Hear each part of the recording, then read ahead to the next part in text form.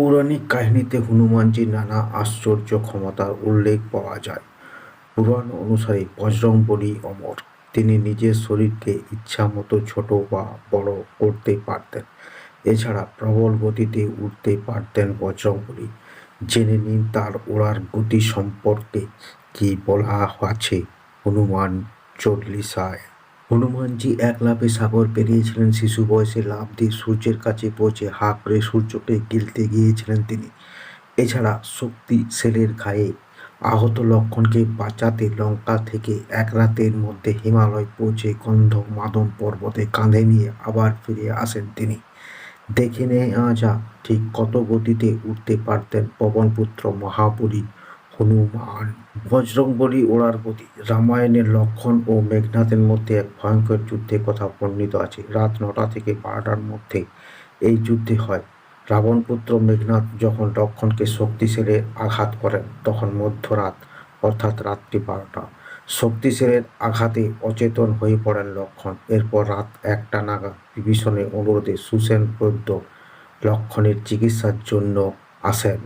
লক্ষ্মণের প্রাণ রক্ষা করে সুসেনের বৈদ্য সূর্যোদয়ের আগে হিমালয়ের দ্রোণগিরি পর্বত থেকে ৪ ধরনের ঔষধি নিয়ে আসার কথা বলেন।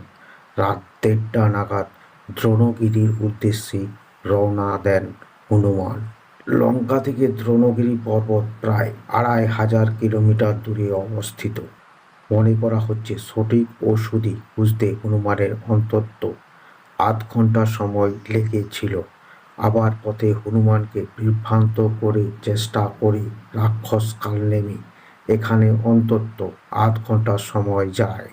আবার পথে হনুমানকে বিভ্রান্ত করে চেষ্টা করে রাক্ষস কালনেমি। এখানে অন্তত ৮ ঘন্টা সময় যায়। আবার ভরতের তাকে নিচে নামাতে ও আবার ফেরত পাঠাতে অন্তত ৮ ঘন্টা সময় ব্যয় হয়। অর্থাৎ দ্রোণগিরি থেকে ওষুধ নিয়ে সূর্যোদয়ের আগে ফিরে আসতে হনুমানের কাছে মাত্র ২ ঘন্টা সময় ছিল।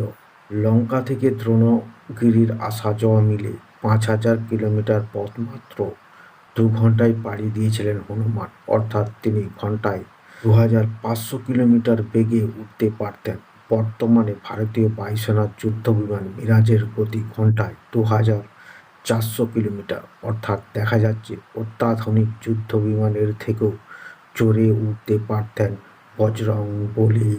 আবার হনুমান চল্লিশায় বলা আছে, যুগ সহস্র যোজনা পর ভানু লিহে তাহি মধুর ফল ভানু।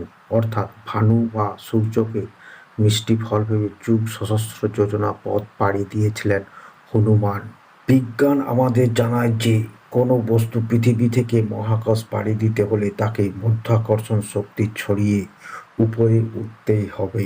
মাধ্যাকর্ষণ শক্তি পেরাতে না পারলে পৃথিবীর চারপাশে তাকে প্রদক্ষিণ করতে হবে। মহাকাশ বিজ্ঞানী বলেছে যে পৃথিবীর মাধ্যাকর্ষণের শক্তির ঊর্ধ্বে উঠতে গেলে অন্তত প্রতি সেকেন্ডে ১১ কিলোমিটার বেগে লাফ দিতে হবে।